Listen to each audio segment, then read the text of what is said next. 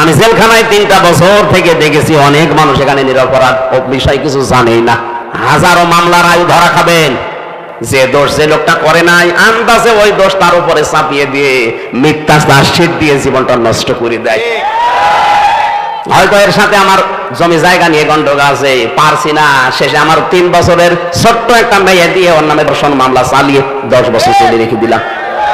আমি বহু মানুষকে এরকম দেখেছি, কিচ্ছু জানে না, ধর্ষণ মামলায় 10 বছর জেল খাটছে। মানে যারা আয়ু আছেন মামলার খুব হিসাব করে জীবন চালান। নামাজ রোজা আপনাকে জান্নাত নিয়ে যাবে মনে করছে? মানুষের যদি অভিশাপ লাগে, যে ব্যক্তি আল্লাহর আইন বাদ দিয়ে আল্লাহর বিধান বাদ দিয়ে উপায় করবে দুনিয়ায়, আল্লাহ পাক তার জীবনকে সংকীর্ণ করে দেবে।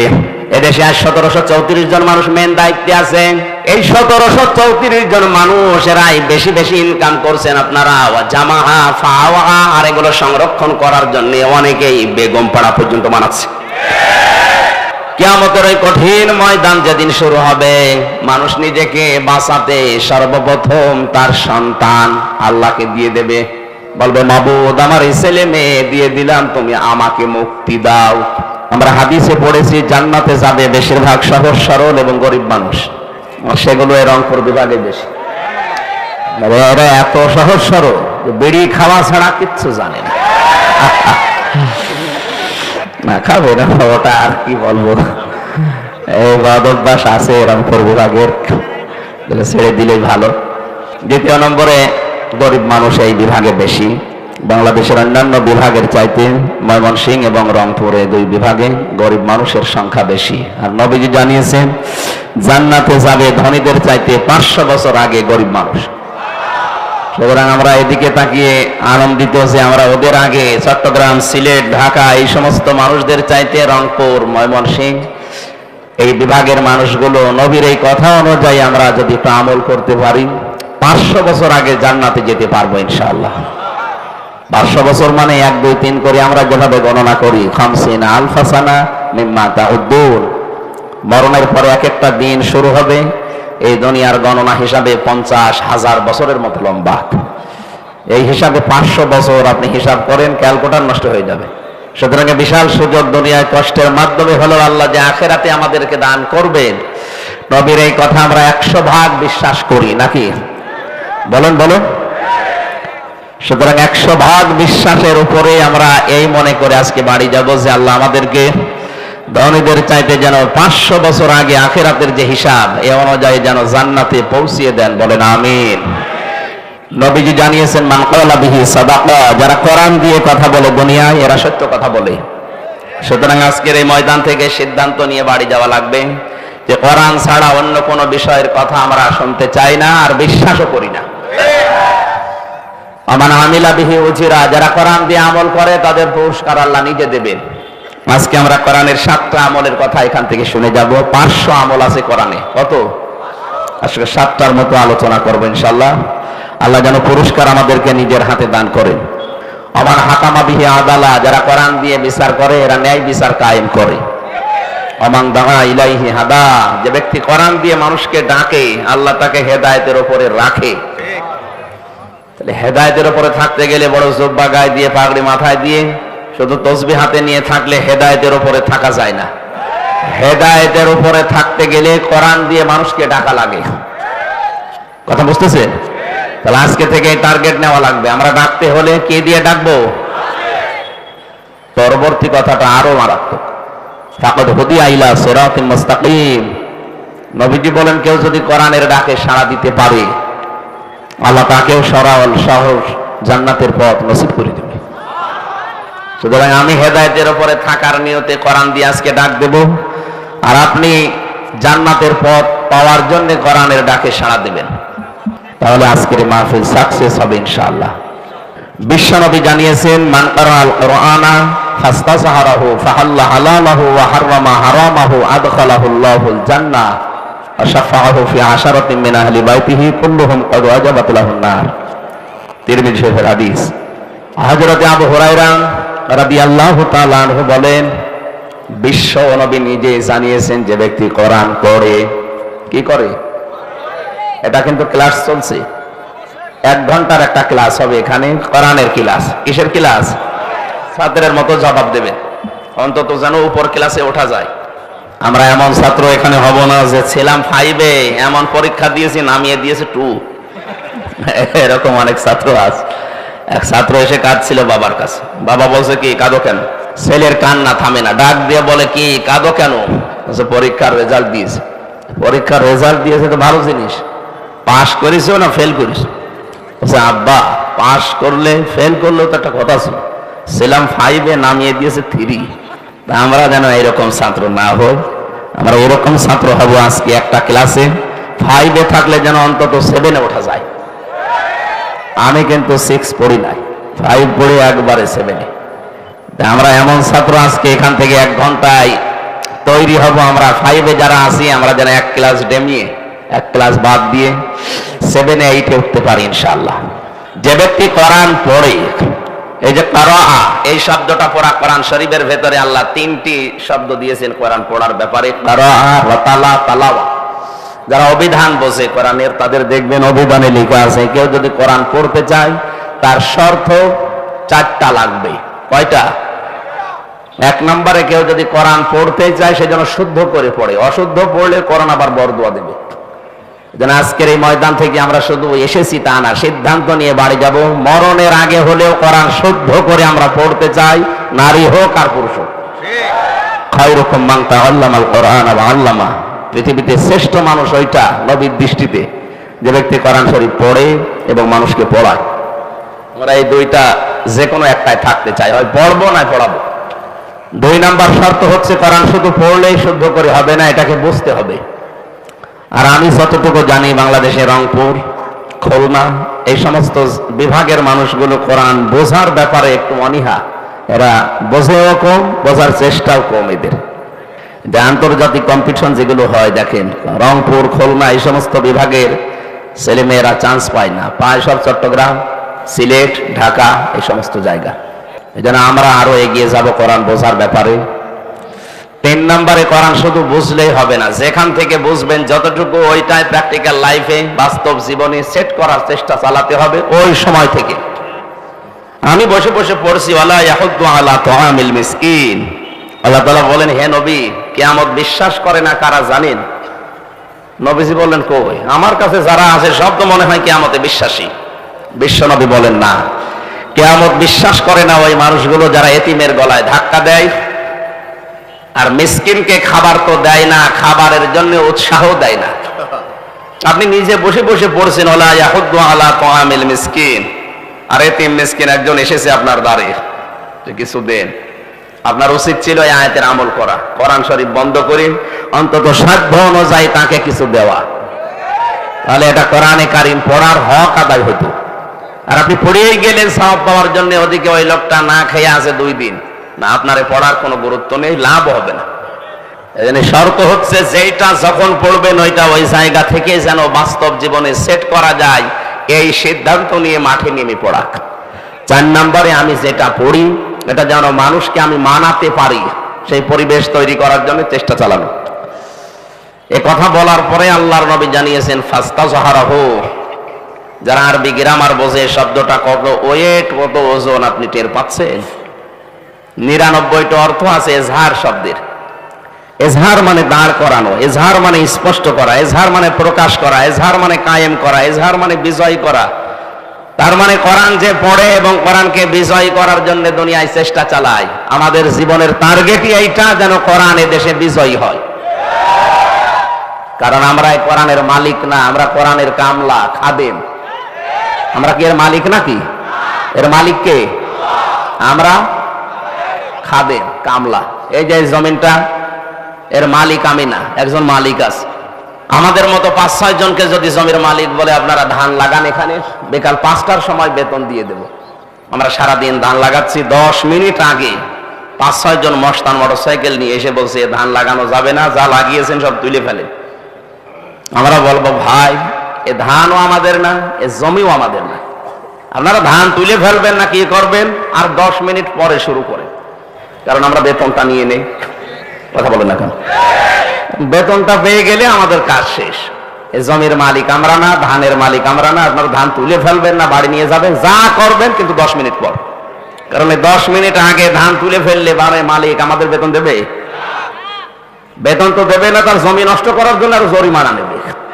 আল্লাহ রাব্বুল আলামিনের কোরআনের যেহেতু আমরা খাদেম, এই জমিনে কোরআনে কারিম যদি আমরা চেষ্টা চালা কায়েম করার, বিকাল 5টা জীবনের শেষ দিন পর্যন্ত চালাতেই হবে। এর ভেতরে কেউ যদি মস্তানি করেন, দরকারে বেঁধে রাখা হবে।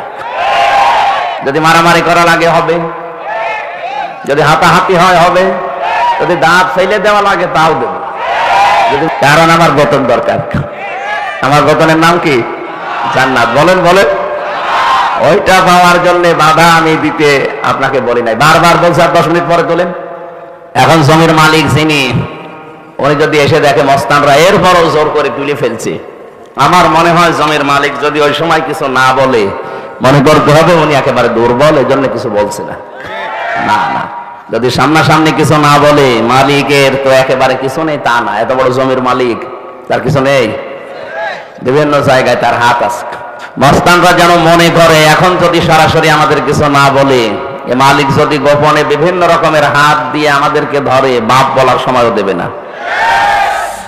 একটা জমির মালিককে দেখে যদি মস্তানরা এই কথা মনে করতে পারে, তামাম পৃথিবীর মালিক যিনি, উনি যদি এই জমিনে দিন কায়েম, কোরআনে কারিম প্রতিষ্ঠিত, বিজয়ী হওয়ার ব্যাপারে যারা বাধা দিচ্ছেন, উনি যদি কিছু না বলে, মনে করতে হবে আল্লাহর শক্তি এখন আর নেই। শক্তি থাকার পরও কিছু বলছে না। আপনি বিশ্বাস করতে পারেন এখন হয়তো কিছু বলছে না। ইন্নাহুম ইয়াকিদুনা কায়দা ওয়া আকিদু কায়দা ফামাহিলিল কাফিরিনা আমহিলহুম রুয়াইদা। আল্লাহ ছাড় দেন, ছেড়ে দেন না। এখানে এসে যে সমস্ত মস্তানি করছেন, আপনি থামেন। আল্লাহ যদি ধরে, বাপ বলার সময় পাবেন না। আমরা তো কামলা, আমরা খাদেম, আমরা জন, মুনিশ, পাট, লেবার যাই বলেন, আমরা চেষ্টা করে যাব জীবনের শেষ দিন পর্যন্ত।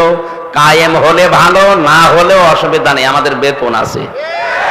আপনি কি করলেন? আপনি এটা বাধা দিয়ে নিজের কপালে আগুন লাগালেন। এজন্য এই আগুন যেন না লাগে সেদিকে খেয়াল রাখবেন।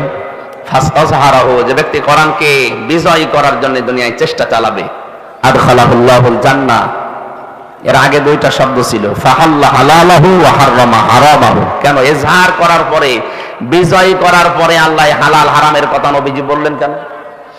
হাদিসের ব্যাখ্যায় আমি পড়েছি, বিশ্ব নবী জানিয়েছেন, কোরআনে কারিম যদি ব্যক্তি, পরিবার, সমাজ এবং রাষ্ট্রে কায়েম থাকে, বিজয়ী থাকে, তাহলে ওই দেশে হালালকে হালাল, হারামকে হারাম জেনে চলা সহজ। আর কোরআন যদি কায়েম না থাকে, ও দেশে যদি জিবরাইলও বাস করে, তারও হালালকে হালাল, হারামকে হারাম জেনে ছেড়ে দেওয়া কঠিন। এদেশে আজ কোরআন বিজয়ী নেই। এই জন্য যে আমার মাথার ভেতরে যে টুপি, অনেক সুন্দর দেখতে মনে হচ্ছে, কিন্তু এর ভেতরেও সুদ আছে। এখন যদি বলেন হুজুর কি বললেন, সুদের টুপি মাথায় দিয়ে ওয়াজ করছে, কারণ হয়তো আমি 200 টাকা দিয়ে এই টুপিটা কিনেছি, টাকা আমার জায়েজ, টাকা হালাল। এই টুপিটা যে মার্কেটে, যে ফ্যাক্টরিতে তৈরি হয়েছে, ওই ফ্যাক্টরির মালিক লোন নিয়ে ফ্যাক্টরিটা দিয়েছে, কথা বলছে না। তাহলে ডাইরেক্ট, ইনডাইরেক্ট, এদেশে যতদিন যাকাত ভিত্তিক অর্থনীতি কায়েম না হবে, ফেরেশতা জিবরাইল এসে যদি বাস করে এদেশে, সেও সুদখোর। এজন্য যাকাত ভিত্তিক অর্থনীতি কায়েম যতদিন না হয়, এটা কোরআনের নির্দেশ না? নামাজের কথা 82 বার, যাকাতের কথা ফাকিমুস সালাতা ওয়া আতাবুজ যাকাত, নামাজ কায়েম করো, যাকাত প্রদান করো। এজন্য আমাদের দেশে যারা দায়িত্বে আছে, আমাদের প্রধানমন্ত্রী শেখ হাসিনা সহ যারাই দায়িত্বে আছেন, অর্থনৈতিক যে বিষয়, এটা ইবাদত আমরা অনেকে মনেই করি না। এটা একটা ইবাদত, অনেকে মনে করি না। অথচ হালাল রুজি না হলে আপনার ইবাদতও কবুল হবে না। বলেন, যাকাত ভিত্তিক অর্থনীতি কায়েম হয়ে গেলে বাইরের দেশে আমাদের এভাবে আর হাত পাতা লাগবে না।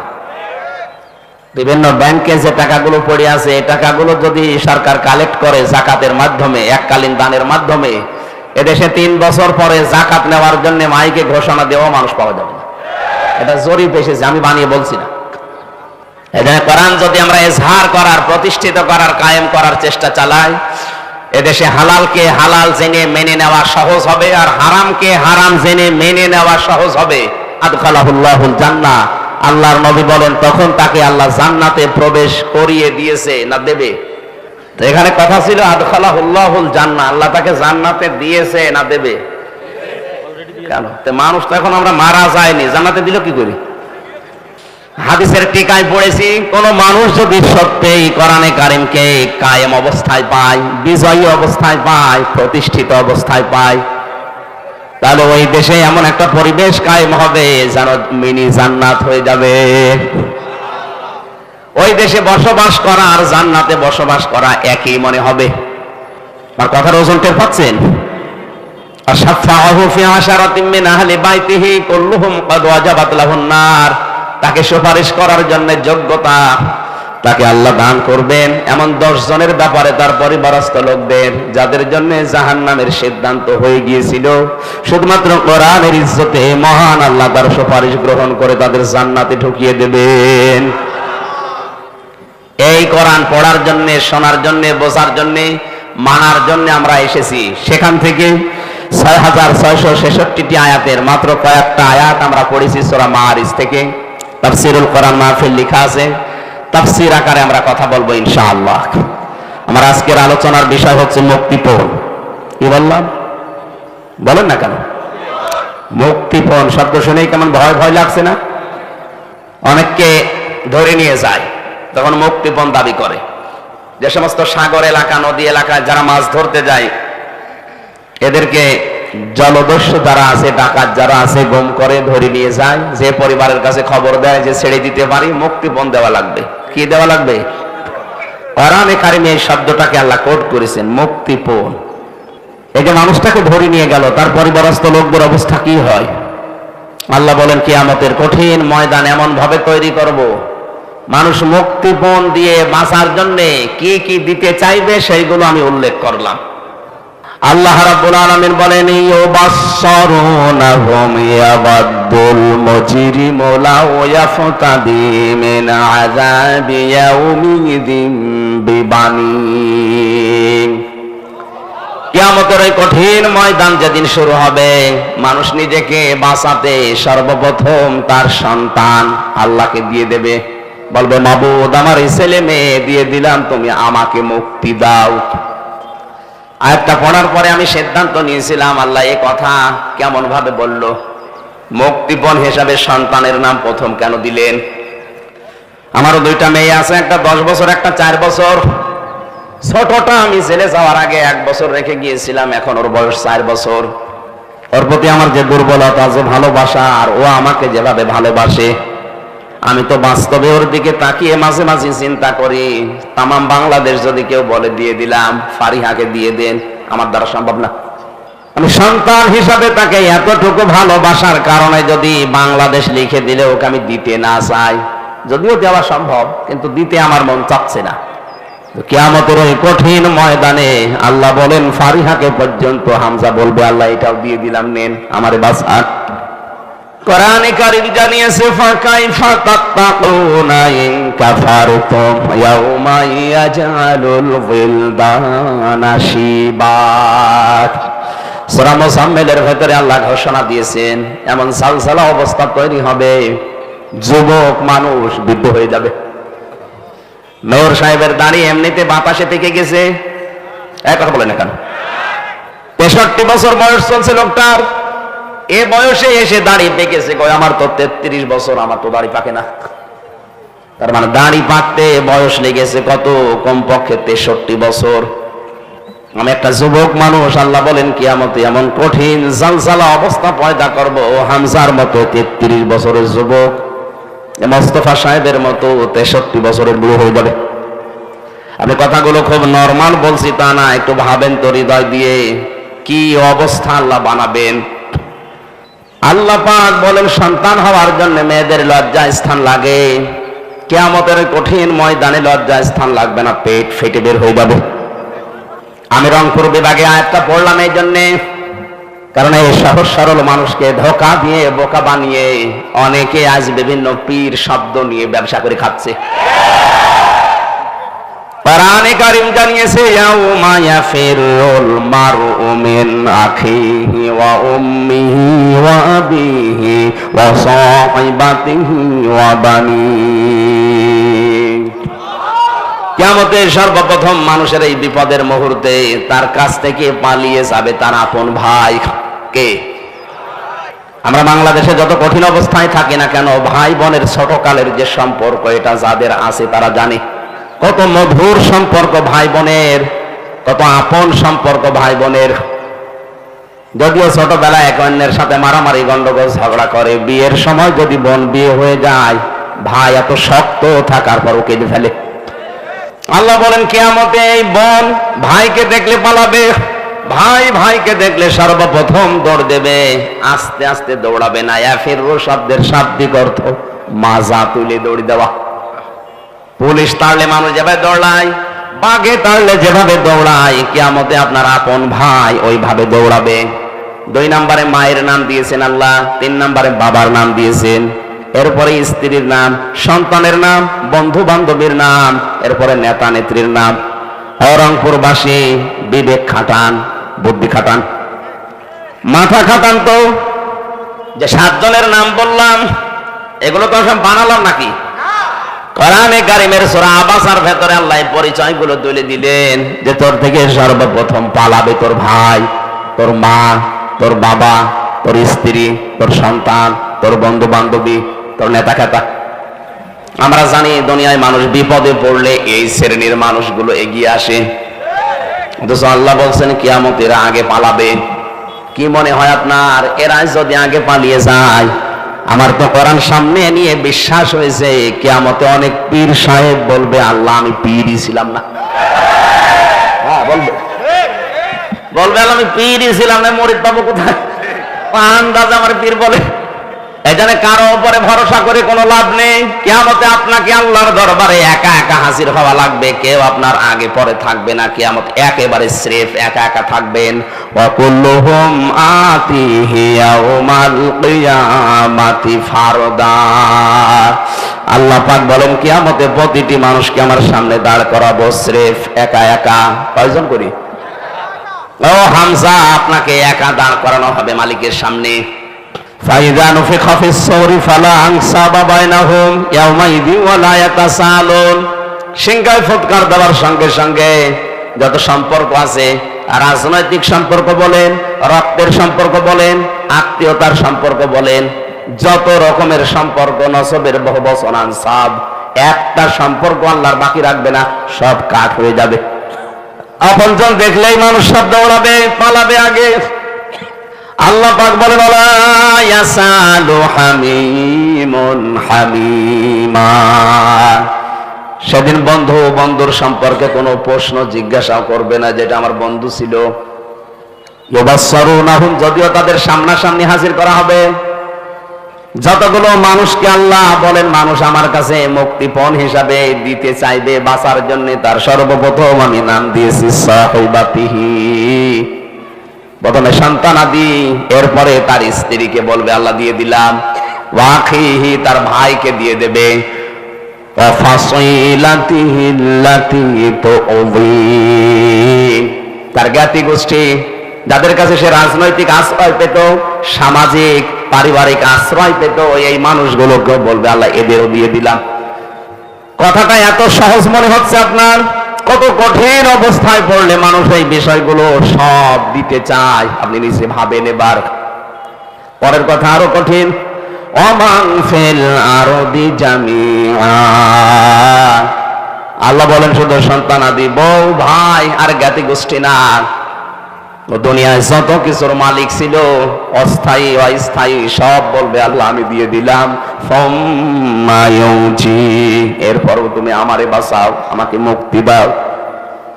আল্লাহ এতটুকু বলার পরে এবার কঠিন একটা ধমক দিয়েছেন, কাল্লা, কখনো না, ইন্নাহা লাযা, অবশ্যই তোকে আমি লাজায় প্রবেশ করাবো। কোথায়? বলেন বলেন। এই যে লাজা, এটা একটা জাহান্নামের দরজার নাম। রংপুরবাসী আমরা অনেকে দেশে বিভ্রান্তিতে আছি যে জান্নাত 8টা, জাহান্নাম 7টা। না, কোরআন হাদিস এটা নেই। আমি কোরআনে পেয়েছি জান্নাতও একটা, জাহান্নামও একটা, কিন্তু জাহান্নামের দরজা আমরা জানি 7টা, আর জান্নাতের দরজা 8টা না। তোরা কোরআনে আল্লাহ জাহান্নামের দরজা যদিও 7টার বর্ণনা বেশি দিয়েছেন, জান্নাতের দরজার বর্ণনা দিয়েছেন 100টার উপরে। সচরাচর আমাদের বইতে লেখা আছে হয়তো 8টা, কিন্তু জাহান্নামের স্তর বা দরজা কয়টা? মোস্তফা সাহেব আপনাদের মাননীয় মেয়র, ওনারাও যদি জিজ্ঞাসা, উনি তো জেনারেল শিক্ষিত, যে জান্নাত কয়টা বলেন তো, বলবে 8টা। জাহান্নাম কয়টা? 7টা। দেখলেন? জিজ্ঞাসা করেন তো কোনোদিন কোরআন হাদিসে কোনো জায়গায় পেয়েছে কিনা? শুধু শুনে শুনে। আমিও এতদিন এইটাই শুধু শুনে শুনে পাইনি। কোরআন পড়তে গিয়ে দেখি না আমার আল্লাহ জাহান্নাম দিয়েছেন 1টা আর দরজা দিয়েছেন 7টা। সূরা হিজরের 43-44 নাম্বার আয়াতে আছে, লাহা সাবআতু আবওয়াব লিকুল্লি বাবিম মিনহুম জুজউম মাকসুম। আল্লাহ পাক বলেন জাহান্নাম তার দরজা 7টা। যে যে অপরাধ করবে দুনিয়ায়, আমার আল্লাহ তাকে ওই দরজা দিয়ে জাহান্নামে প্রবেশ করিয়ে শাস্তি দেবেন। যতগুলো দরজা আছে জাহান্নামের, তার ভয়ঙ্কর দরজার নাম এই লাজা। নাম কি বলেন বলেন? কি হবে এই দরজা দিয়ে প্রবেশ করার সঙ্গে সঙ্গে? নাযাতাল লিশাওয়া, আগে চামড়া খসে যাবে। আপনার কি মনে হয় যে একটা ঘরের ভেতরে প্রবেশ করলে চামড়া এমনি এমনি খসে যায়? অবশ্যই এরকম যন্ত্রপাতি সেখানে সেট করা আছে। আমিও তো রিমান্ডে ছিলাম 10 দিন। ওই সমস্ত জায়গায় দেখেছিলাম যে যে ধরনের অপরাধ করে প্রশাসনের লোকজন সেখানে নিয়ে তাকে ওই স্বীকারোক্তি নেয়। আমার তো মূল্য চুরির মামলা মনে করেন, আমার তো আর ওই জায়গায় নেবে না। যে অস্ত্র নিয়ে ধরা পড়েছে মার্ডার মামলার আসামি, তার থেকে স্বীকারোক্তি নেওয়ার জন্য কিন্তু বলবে না সোনা মধু একটু বলো, বলবে তার নখ তুলে নেবে, তারা এমন এমন দৃশ্য দেখাবে, দৃশ্য দেখলে যে আপনার নখ উঠে যাবে তা না, নখ ধরে টান দেওয়া লাগবে। আল্লাহ বলেন এমন এক দরজা দিয়ে প্রবেশ করাবো, নাযাতাল লিশাওয়া, ও ঘরে ঢুকলেই তোর চামড়া খসে যাবে। তাহলে এমন একটা মেশিন সেট করা আছে যন্ত্রপাতি দিয়ে, ও ঘরে ঢুকলে আগে চামড়া খসে যায়। এই জায়গাটা খুব সহজ, বলুন বলুন। এই জায়গায় আল্লাহ দেবেন কাদের? তাহলে আজকে থেকে এই নিরসনটা হয়েছে আমাদের ভুলের, যে জাহান্নাম একটা, এর দরজা বা স্তর 7টা। কয়টা? যে যেই ধরনের অপরাধ দুনিয়ায় করবে আল্লাহ তাকে ওই দরজা দিয়ে প্রবেশ করিয়ে ওই রকম শাস্তি দেবে। আজকের আলোচনা থেকে আমরা প্রমাণ করব যে আমি কোন দরজা দিয়ে প্রবেশ করার উপযুক্ত হয়েছি। কারণ আমি তো যে কোনো একটা অপরাধে আছি এই 7টার। আমরা আজকে দেখবো যে আমি কোন অপরাধের কারণে কোন দরজা দিয়ে প্রবেশ করার জন্য আল্লাহ আমার উপযুক্ত করেছে। যদি আমি ওই দরজার সামনে থাকি, যেমন হুতমা আছে, হোমাজাস, হাবিয়া আছে, লাজা আছে, সাকার আছে, সাঈর আছে, জাহান্নাম আছে, এই 7টা দরজা আমার আল্লাহ বানিয়েছে। আপনি আজকে এখান থেকে জেনে যাবেন যে আপনি কোন দরজার সামনে দাঁড়িয়ে আছেন। যদি দেখেন আপনি হাবিয়ার সামনে, যদি হুতমার সামনে, যদি লাজার সামনে, সাঈরের সামনে, সাকারের সামনে, জাহিমের সামনে, জাহান্নামের সামনে, জাহান্নাম একটা দরজার নাম। যে কোনো দরজায় অবশ্যই আমরা কেউ না কেউ আছি।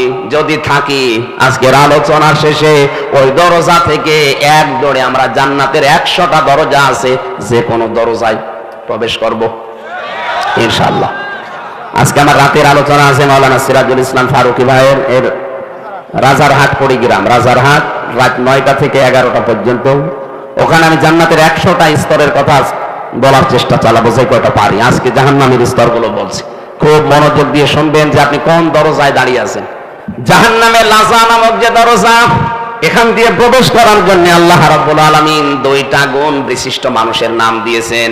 রংপুরবাসী, দেখেন তো আপনার ভেতরে আছে কিনা, নাকি এই আয়াত বাদ দিয়ে দেব? আমার মনে হয় এই আয়াতে এলাকায় নেই। আল্লাহ পাক বলেন যেখানে গেলে চামড়া আগেই খসে পড়ে যাবে, এখানে যাবে কারা জানো? তাদউ মান আদবারা ওয়া তাওয়াল্লা। জাহান্নামে লাজা নামক যে দরজা, এটা তাদেরকে ডাকবে যে মানুষগুলো সত্যকে সত্য জানার পরেও অহংকার করে মুখ ফিরিয়ে চলে যেত। আর বাংলাদেশে এই প্রকার মানুষ এখন বেশি। সত্যকে সত্য জানার পরও অহংকার করে ঘাড় ঘুরিয়ে চলে যায়। এ স্বভাব নেই মানুষের। হযরত ইব্রাহিম নবী আলাইহিস সালাম আল্লাহকে পাওয়ার জন্য তিনি বহু কিছু খোঁজ করেছিলেন। কোরআনে আমার আল্লাহ তার ঈমানের যে 50টা পরীক্ষার কথা দিয়েছেন, তার 10টা মেন আমি পুরা কোরআনে পেয়েছি। তাকে আমার আল্লাহ পরীক্ষা করেছিলেন তারকা দিয়ে, চন্দ্র দিয়ে, সূর্য দিয়ে। বিভিন্ন জিনিস দেখতেন আর বলতেন এইটাই আমার প্রভু মালিক, এইটাই আমার খোদা হবে। তখন যখন সব ডুবে অস্তমিত হয়ে যায় তিনি বললেন না, ইন্নী ওয়াজ্জাহতু ওয়াজহিয়া লিল্লাযী ফাতারাস সামাওয়াতি ওয়াল আরদা হানিফা ওয়া মা আনা মিনাল মুশরিকিন। হে আমার জাতির লোকেরা, এতদিন পর্যন্ত যাদেরকে আমি খোদা মনে করতাম একটাও আমার কাছে খোদার দাবিদার না, সবগুলো অস্তমিত হয়ে যায়, ডুবে যায়, নষ্ট হয়ে যায়। যারা শেষ হয়ে যায় এদেরকে আমি মানতে পারি না। আমি মুখ ফিরিয়ে নিলাম এই সূর্য চন্দ্র তারকা সবার থেকে, তোমরা যাদেরকে শরীক করো সব থেকে আমি মুখ ফিরিয়ে নিলাম ওই আল্লাহর দিকে, যিনি আসমান আর জমিন যথাযথভাবে বানিয়েছেন। আমি হানিফা একনিষ্ঠভাবে মুখ ঘোরালাম, ওমান মিনাল মুশরিকিন, আমি কিন্তু মুশরিক না, শিরিক করি না। ইব্রাহিম নবী আলাইহিস সালাম আল্লাহকে খুঁজে পেয়ে চেষ্টা করেছিলেন পাওয়ার জন্য, আর আমাদের চোখে আঙ্গুল দিয়ে সত্যকে দেখিয়ে দিল, আমরা মানতে চাই না। এই জন্য তাদউ মান আদবারা ওয়া তাওয়াল্লা, জাহান্নামে লাজারে দরজা তাদেরকে ডাকবে যারা সত্যকে সত্য জানার পরেও অহংকার করে মুখ ফিরিয়ে চলে যায়। এই আয়াতটা পড়ার পরে আমার যতটুকু ধারণা, বাংলাদেশের অধিকাংশ মানুষ এই লাজা দিয়ে প্রবেশ করবে। কারণ এত আলোচনা পৃথিবীর কোনো জায়গায় হয় না, এত সতর্কবাণী উচ্চারণ দুনিয়ার কোনো জায়গায় আমি দেখি না।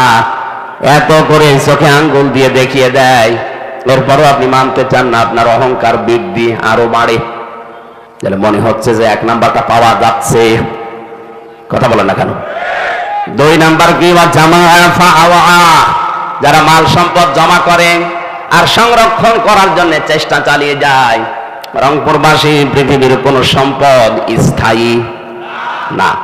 আপনি এখনই চোখ বন্ধ করেন, এমনি মিথ্যায় চোখ বন্ধ করে আপনি দেখেন সব কেমন যেন আপনার পর হয়ে যাচ্ছে।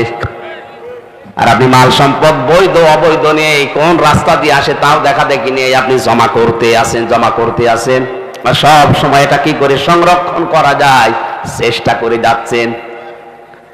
এই গুণ যাদের ভেতরে এই পৃথিবীতে আছে তাদেরকে লাজা নামক দরজা ডাকবে, আসো তোমাকে সাইজ করছি।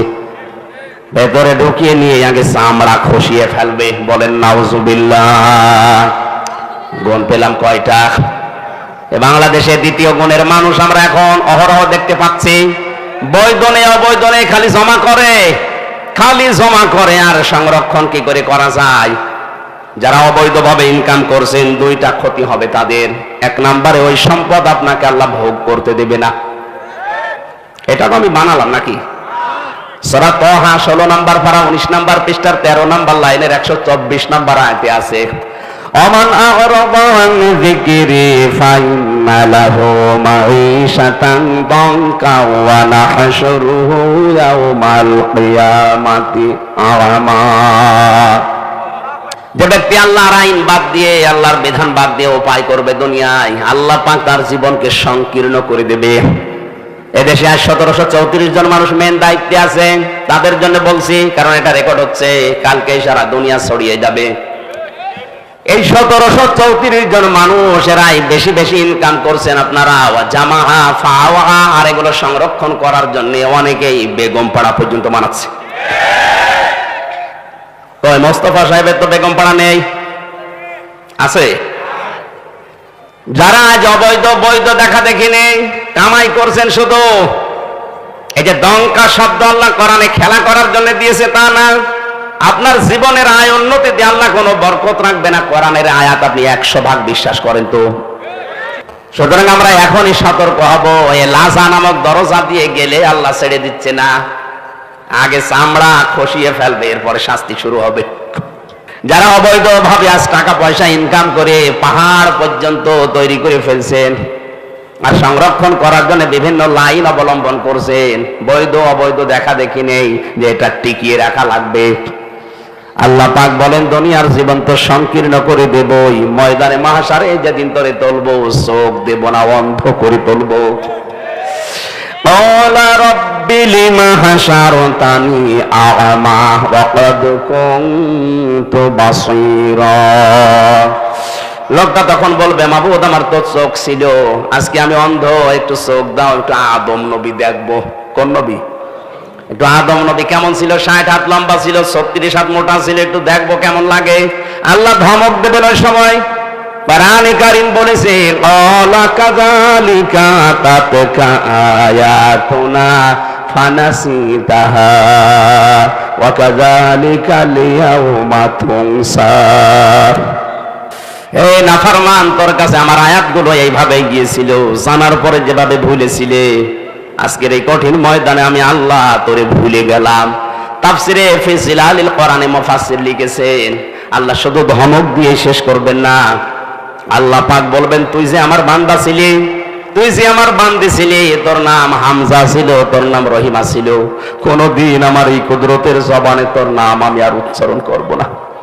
একটু নিজের সাথে মিলিয়ে দেখেন তো ওই ময়দানে কি অবস্থা হবে যদি আল্লাহ কোনদিন আপনার নামটা, এই যে বসে আছে রেজাউল ভাই, মোস্তফা, আল্লাহ যদি বলবেন আদা তোর ভুলে গেলাম, মানে কিয়ামত পর্যন্ত মেয়ের থেকে কোনো লাভ আছে না।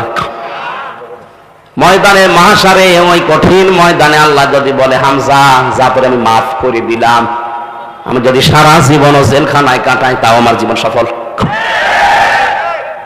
এখানে সম্পদ আদি যারা জমা করছেন, প্রথম ক্ষতি তাফসিরের ভাষায়, 1 নম্বরে আপনি ওগুলো ভোগ করতে পারবেন না, ভোগ করার আগে আপনার মরণ হবে। 2 নম্বরে আপনি যখন মারা যাবেন ঈমান পাবেন না, আর ওই সম্পদগুলো আপনার ছেলে মেয়ে বউ আপনার দলের লোক ওগুলো আরো অবৈধ কাজে ব্যয় করবে, আর ফ্ল্যাক্সি লোড হয়ে বিকাশ হয়ে আপনার কবরে যাবে। এখন যদি বলেন হুজুর আমার তো বিকাশ নাম্বার খোলা নেই, এমনি খুলে যাবে, ও আর খোলা লাগবে না, এমনি খুলে যাবে। জাহান্নামে লাসা নামক দরজা দিয়ে প্রবেশ করার গুণ জানলাম কয়টা? রংপুরে 2 গুণের মানুষ আছে। আল্লাহ আমাদেরকে যাদের কানে যাচ্ছে তাদেরকে যেন পরিবর্তন হওয়ার তৌফিক দেন। 2 নম্বরে কঠিন দরজা যেটা, তার নাম হোতমা। নাম কি? এই দরজা দিয়ে আল্লাহ প্রবেশ করাবে তাদেরকে যাদের ভেতরে 4টা গুণ আছে। এবার দেখেন তো আপনার ভেতরে পাওয়া যায় কিনা। ওয়াইলুল লিকুল্লি হুমাযাতিল লুমাযা। 1 নম্বরে যে মানুষগুলো সামনে পেছনে মানুষের দোষ চর্চা করে, মানুষের নিন্দা করে, এটা তো দেশে নেই। একে অন্যের কথা লাগায়, কানে কানে লাগিয়ে সম্পর্ক নষ্ট করে দেয়, তালাতালি করে ধ্বংস হয়ে যাক ওই মানুষগুলো যারা সামনে পেছনে মানুষের নিন্দা করে। যে দোষ মানুষ করে নাই, ওই দোষ তার উপরে চাপিয়ে দিয়ে তার জীবনটা নষ্ট করে দেয়। আর এটা বাংলাদেশে এখন সবচেয়ে বেশি।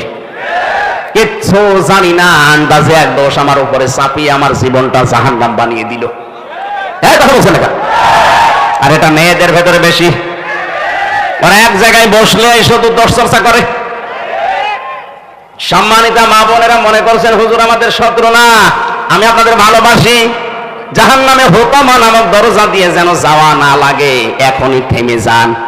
যারা দোষ চর্চা করছেন, এর কথা ওর কাছে লাগাচ্ছেন, তালাতালি করছেন, যদি এরকম কোন মহিলা এলাকায় থাকেন, তার জন্য পুরা রংপুরের মানুষের দোয়া কবুল বন্ধ হয়ে যাচ্ছে। আপনি মনে করছেন এই আর কি, এতটুকুই কি হয়? কি হয় মানে একটা মানুষের সম্পর্ক নষ্ট করে দেওয়া কত বড় কঠিন অপরাধ। আল্লাহ রাব্বুল আলামিন জানিয়েছেন জাহান্নামে হোতমা নামক যে দরজা দিয়ে প্রবেশ করাবো, এই দরজার 1 নম্বরে তারা যাবে যারা মানুষের দোষ চর্চা করে, এর কথা ওর কাছে লাগায়, তালাতালি করে মানুষের সম্পর্ক নষ্ট করে। এখানে অনেক বহু মানুষ বসে আছে 3 দিনের উপরে বিনা কারণে কথা বন্ধ করে। অথচ দুনিয়াবি কোনো বিষয়ে যদি কেউ 3 দিনের উপরে কথা বন্ধ করে মারা যায়, ওই ঈমান পায় না, বেঈমান হয়ে মরে। 3 দিন না, 3 বছর কথা বলেন এরকম মানুষ নেই। অথচ বড় কোনো বিষয় না, মুরগিতে ধান খেয়েছে এই কারণে কথা বলে না। আজকের ওয়াজ এখান থেকে আমল শুরু করা লাগবে। 3 দিনের ঊর্ধ্বে কথা বন্ধ হয়ে আছেন এমন মানুষ যদি থাকেন একটু হাত তোলেন তো। কি হয়েছে বলেন তো দেখি। কি কারণে কথা বন্ধ করে বলেন? না না, আজকের এই ময়দানে আপনাকে আমল করা লাগবে। যার সাথে কথা বন্ধ করে আছেন, দুনিয়াবি কোন স্বার্থে যদি এটা হয়ে থাকে, আগে তাকে সালাম দেন, বুকে জড়িয়ে নেন, কপালে চুমা দেন, বলেন ভাই ভুল হয়ে গেছে, এখন থেকে শুরু হয়ে গেল। কারণ কুলু লিন-নাসি হুসনা, মানুষের সাথে হাসি মুখে কথা বলা একটা সাদকা দেওয়ার সওয়াব হয়। আরো বলছে হাত তুলে বা দেখাচ্ছে। রংপুর বিভাগের মানুষ তো সহজ সরল না, যারা এগুলো করছেন বন্ধ করা লাগবে ভাই। 2 নম্বরটা বলবো, বলেন, বললেই হবে। আমার আবার 3 বছর থাকা লাগবে না তো। আল্লাযী জামা মালান ওয়া আদ্দাদা। আল্লাহ পাক বলেন যারা মাল জমা করে আর বারবার গণনা করে যে কত হইল। এখন মাল কি? মাল মানে অনেকেই মনে করে যে মরে গেছে আবুল মাল। গত টার্মে যে ছিল আবুল কি কামাল, অর্থমন্ত্রী কামাল ছিল না? এখন নাই দিনাজপুরের একজন কি যেন আবুল হাসান মাহমুদ আলী। মাল মানে মাল না, মালের ব্যাখ্যা পড়া কোরআনের ভেতরে আমি তাফসিরে পড়েছি 5টা। কয়টা? এই 5টা জিনিসকে আল্লাহর ভাষায় মাল বলা হয়। 1 নম্বরে নবীজি আয়াতের ব্যাখ্যা করতে গিয়ে জানিয়েছেন পৃথিবীর সব কিছুই মাল, এর ভেতরে উত্তম সম্পদ উত্তম মাল হচ্ছে আল্লাহওয়ালা নেককার মেয়ে মানুষ। আর দুনিয়া কুল্লুহা মাতাউন ওয়া খায়রু মাতাউদ দুনিয়া ইমরাতুস সালিহা।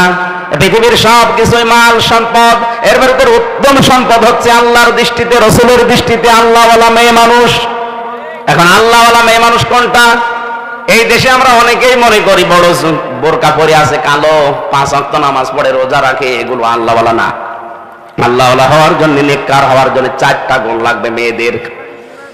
আমাদের মেয়র সাহেবের স্ত্রী যিনি আছেন তিনি সহ এখানে আমাদের যাদের বউ আছে, মহিলা প্যান্ডেলে যারা বসে আছেন, 4টা গুণ যদি আপনার ভেতরে থাকে জান্নাতের 8টা দরজা আপনাকে ডাকবে, ওয়েলকাম জানাবে। আর যদি এই 4টা গুণ না থাকে, আজ নামাজ পড়েন, রোজা রাখেন, কালো বোরকা পরে ঘোরেন, মনে করেন আমি নেককার হয়ে গেছি, না।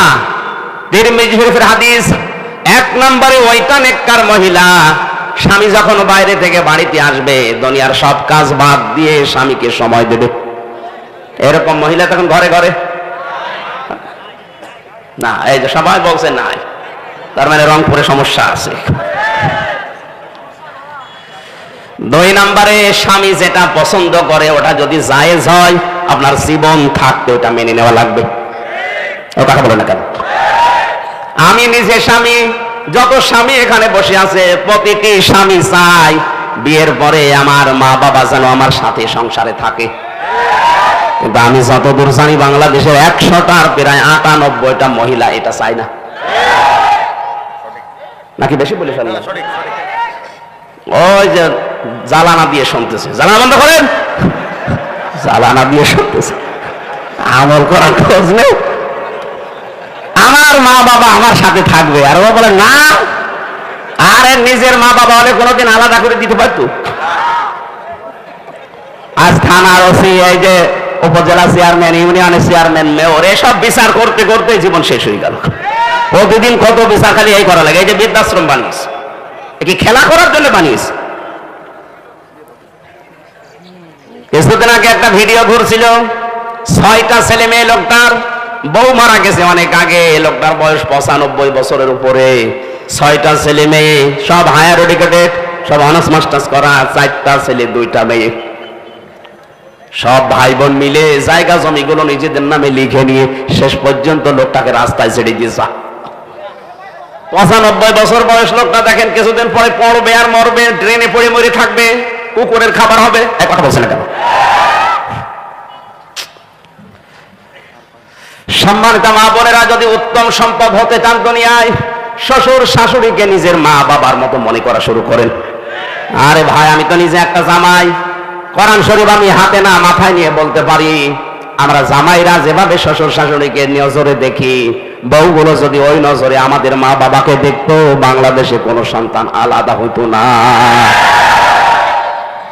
আপনি নেককার হওয়ার জন্য শুধু কালো বোরকা পরে মনে করছেন আমি বড় বুজুর্গ হয়ে গেছি। স্বামী যেটা পছন্দ করে যদি জায়েজ হয়, জীবন থাকতে আপনাকে মেনে নেওয়া লাগবে।